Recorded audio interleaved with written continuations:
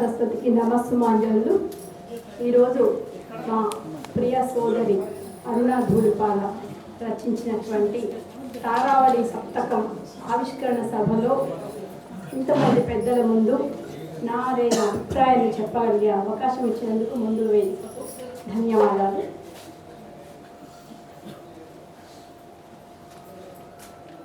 తెలుగు శాఖ ఉస్మానియా విశ్వవిద్యాలయంలో తెలుగు శాఖ పూర్వాధ్యక్షులుగా అని పరిచయం చేసుకున్నామా మనం కమలాకర్ శర్మ గారిని. మూసిని ధారగా మనకు అందిస్తున్న సాహితీవేత్తగా చెప్పుకున్నామా. అటువంటి గొప్ప వ్యక్తి వాళ్ళ ఈ సభకు అధ్యక్షత వహిస్తున్నారు. వారికి నమస్కారాలు. తర్వాత ముఖ్య అతిథిగా వచ్చినటువంటి మన హనుమాన్ల భూమయ్య గారు, అప్పుడు పొట్టి శ్రీరాములు తెలుగు విశ్వవిద్యాలయం పూర్వం కులపతిగా పనిచేసినటువంటి వారిగాన కాదు, మా పద్యాల భూమయ్య అంటూ తెలుగు పద్యానికి ఒక నిలువుటద్దంగా నిలిచినటువంటి భూమయ్య గారికి ఇవాళ నమస్కరిస్తూ, సహృదయ సాహిత్య సంస్థ ద్వారా ఎంతోమందికి సాహిత్యంలో ఒక ఉన్నతమైనటువంటి గుర్తింపును తీసుకువస్తూ వారికి అండగా నిలుస్తున్నటువంటి మా గన్నమరాజు గిరిజా మనోహర్ బాబు గారికి ఇంతవరకు చెప్పారు. మన కసిరెడ్డి గారు చెప్పారు, కళాశాల విద్యార్థులకు ఏదో పాఠం చెప్పడానికి తీసుకువెళ్తే అంటే రూపం కాదు, వారి స్వరం అద్భుతమైనటువంటి స్వరం, చక్కని భాష. మాకు గిరిజా గారు అంటే ఎంతో గౌరవం మా అందరికీ కూడా. వారికి నా నమస్కారాలు. ఏల్చూరి మురళీధరరావు గారు, అది ఏంటి ఆ ఉపన్యాసం, గంగాజలి ప్రవాహం ఎక్కడో మునిగిపోయినటువంటి ఆ భాష, ఇదొక ఝరి, చాలా అద్భుతమైనటువంటి ఉపన్యాసం ఇస్తారని మేము గతంలో కూడా నేను అన్న కొన్ని సభలకు వారి సభలను అక్కడెక్కడో కూర్చొని విని వామ్మో ఏంటి ఎక్కడి నుంచి వచ్చారు వీరు అని ఫస్ట్ టైం మాకు పరిచయం అయినప్పుడు అనుకున్నాము. అద్భుతమైనటువంటి రచయిత, కవి, ఉపన్యాసకులు మురళీధరరావు గారికి నమస్కరిస్తూ, ఈరోజు ఈ కార్యక్రమానికి కథానాయకులు మా అప్పాజోసుల వారు. అప్పాజోసుల సత్యనారాయణ గారు అంటేనే తెలుగు మన సాహిత్యానికి ఒక పెద్ద ఒక ఉదాహరణగా చెప్పుకోవటువంటి వారు. నాకు అనిపిస్తుంది ఎక్కడో అమెరికాలో అన్ని సంవత్సరాలు దాదాపు 40-50 ఏళ్ళు ఒక కంప్యూటర్ అధ్యాపకులుగా, ప్రవేశకులు, మొత్తం పరిశోధకులుగా పనిచేసి వారు రాసినటువంటి గ్రంథమే ఇప్పటికీ అక్కడ పాఠ్యాంశంగా ఉంది. అంత గొప్ప వ్యక్తి అక్కడి నుంచి వచ్చి మళ్ళీ మన తెలుగు నేలను ఇలా సాహిత్యంతో మళ్ళీ పునీతం చేయడానిక, మన హృదయాలను ఇలా పరిమళింప చేయడానిక అనిపిస్తుంది. వారు బాపట్లలో వారి స్వగృహంలో గ్రంథాలయాన్ని స్థాపించి ఎంతో మందికి గొప్ప గొప్ప అవకాశాలను కలిగిస్తూ సాహిత్య సేవ చేస్తున్నారు. తని సిరే వేల్పులు ధదిరత్నముల చేత వెరచిరే ఘోర కాకోల విషము చేత విడిచిరే యత్నమమృతము కొడయుదనుగా నిశ్చితార్థంబు వదలరు నిపుణమతులు అని ఊరికే అన్నారా.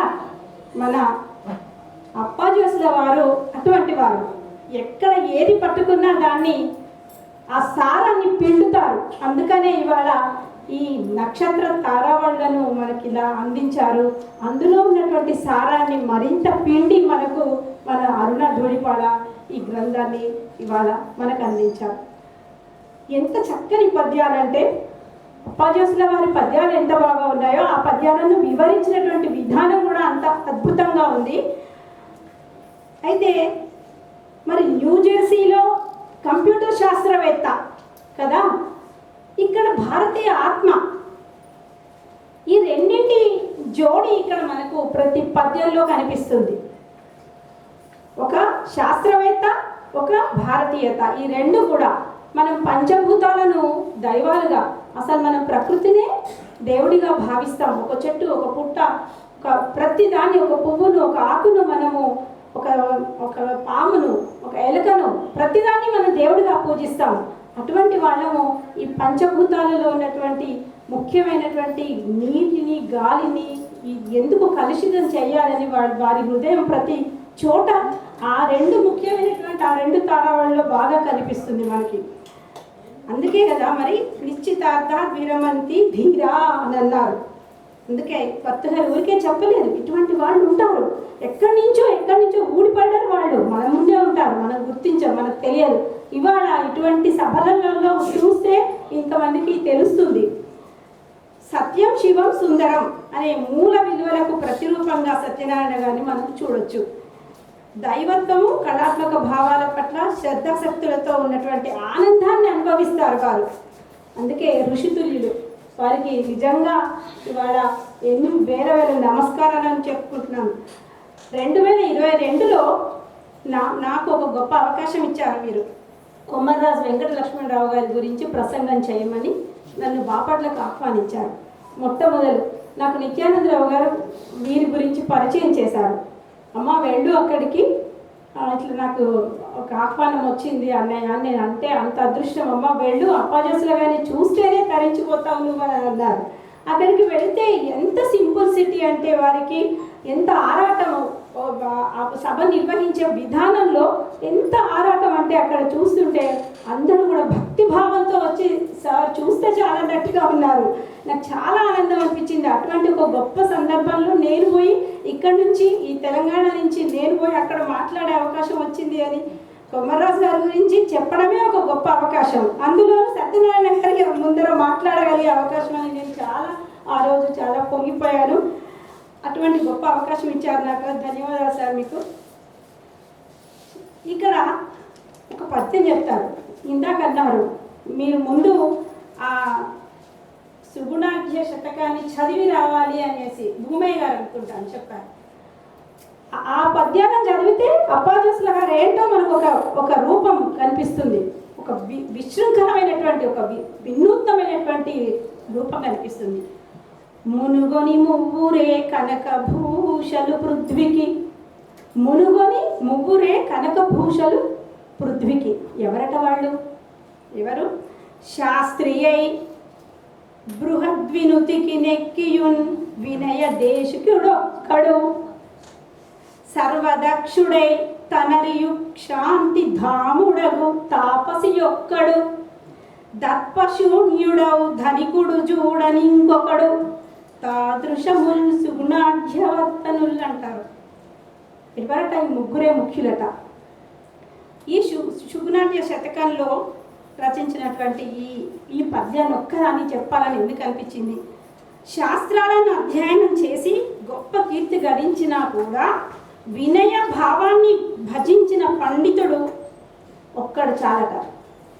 సర్వసమర్థుడై ఉండి కూడా గొప్ప క్షమాగుణాన్ని అవలంబించే తపశ్శాలి ఒక్కడు చాలట. ధనవంతుడు అయ్యుండి కూడా గర్వం పొందని వాడు ఒక్కడు చాలట. ఈ ముగ్గురే ఈ ప్రపంచానికి బంగారు ఆభరణాలు లాంటి వాళ్ళట. ఇదే అండి వారి వ్యక్తిత్వం. కవి ఏం రాస్తాడు? తన వ్యక్తిత్వాన్ని వ్యక్తపరుస్తాడు. తన భావాన్ని వ్యక్తపరిచేప్పుడు కవి వ్యక్తిత్వము ప్రతి అక్షరంలో ప్రతిధ్వనిస్తుంది మనకి. అందుకే ఇటువంటి గొప్ప గుణాలు కలిగినటువంటి వాళ్ళే ఈ భూమాతకు ఆభరణం లాంటి వాళ్ళు అని చెప్తారు. ఇంతకన్నా గొప్ప పద్యం ఇంకేముంటుంది? ఇటువంటి పద్యాలు ఇప్పటి పిల్లలకి ఒక వేమన పద్యమో, ఒక సుమతి శతక కాండో, ఒక భాస్కర శతకాండో పద్యం ఎలా చెప్తామో ఇటువంటి పద్యాలను మనం చెప్పాలి. ఇటువంటివి ఎన్నో పద్యాలను మా అరుణ ఇందులోంచి ఈ తారావళ్ళ గురించి చెప్పేప్పుడు ఉదాహరిస్తుంది. తను ఫోన్లో మాట్లాడుతూ ఉండేది, అక్క ఇవాళ ఇది చదివినా, అబ్బా మరీ ముఖ్యంగా అమ్మవారి గురించి చెప్పిన ఆ తారావళి చదివి తను చాలా చలించిపోయాను అక్క నేను అని. అంటే ఆమె అదృష్టం. నేను కూడా చదివాను, కానీ నేను అంత డీప్గా అంత శ్రద్ధ పెట్టి చదవలేదు. ఒక తారావళి నేను చదివాను. అంటే తన దాంట్లో తన్మీనం అయిపోయింది. అంత బాగున్నాయి ఆ పద్యాలు అని చెప్పడం, ఆ భావాలు ఎంత బాగున్నాయని నాకు పద్యం చదివి వినిపించి చెప్తూ ఉండేది తను. అప్పుడు అన్నాను, నువ్వు రాయాలని ఉన్నది అక్క అంటే, రాయమ్మా, స్టాండర్డ్గా రాయి, అప్పుడే దాన్ని న్యాయం చేసిన దానిలో అవుతావు, నువ్వు దాన్ని పరిశోధన. నేను ఒక పరిశోధనాత్మక గ్రంథంలాగా చెప్పొచ్చు మనం.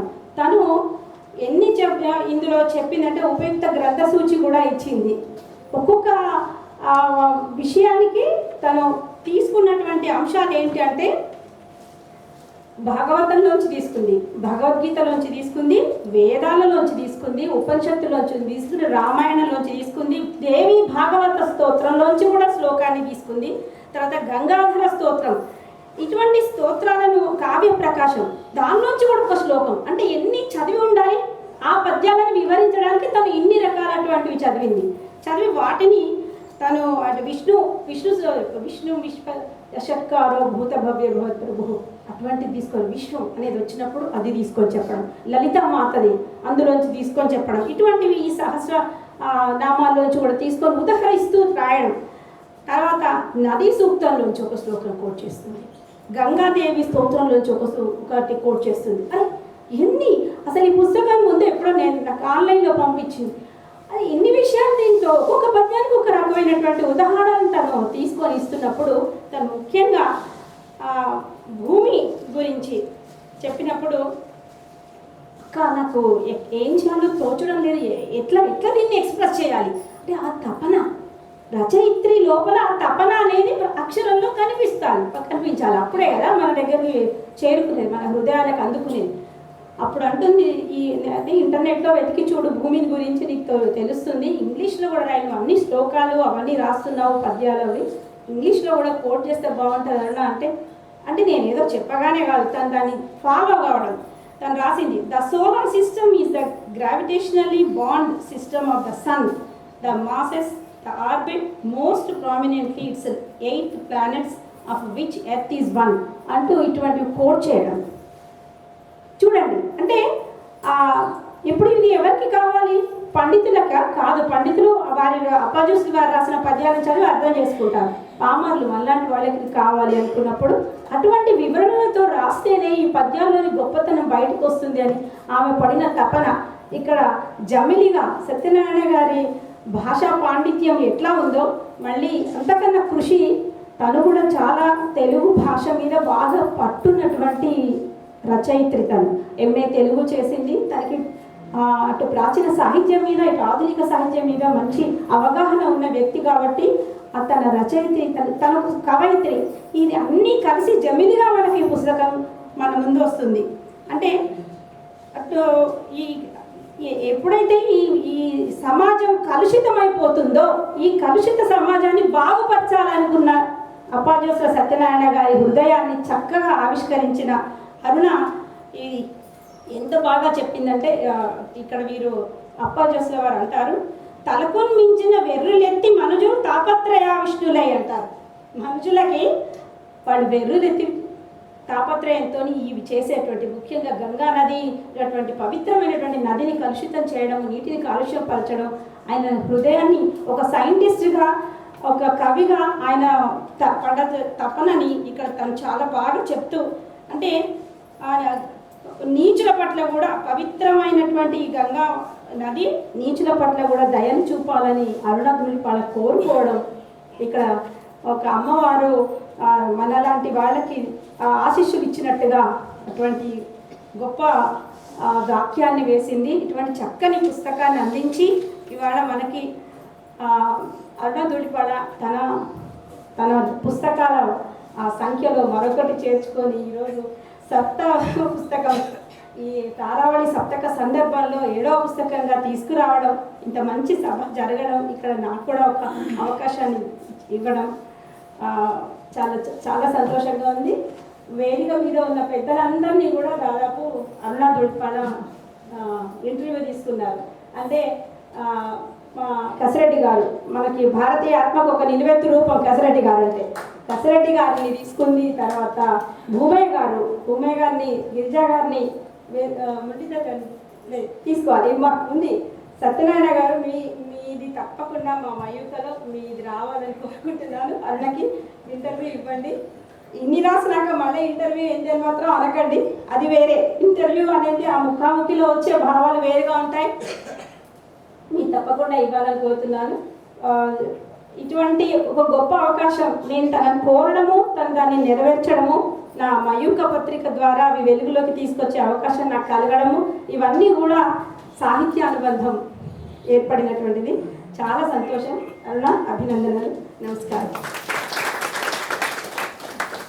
సోదరి తుల్యమైనటువంటి గొప్ప ఆశీస్సు అప్పాజోస్యుల వారి హృదయాన్ని అరుణ గారు వ్యక్తీకరిస్తే అరుణ గారి హృదయాన్ని నిహారిణి గారు వ్యాఖ్యానించారు. ఇప్పుడు కొండపల్లి వంశానికి సంబంధించినటువంటి వారు శేషగిరిరావు గారికి సంబంధించి వారి కుటుంబాన్ని పునీతం చేసిన వారు, అదే వారి కుటుంబాన్ని పునీతం చేసినటువంటి వారు చిత్రకారుడు వారు.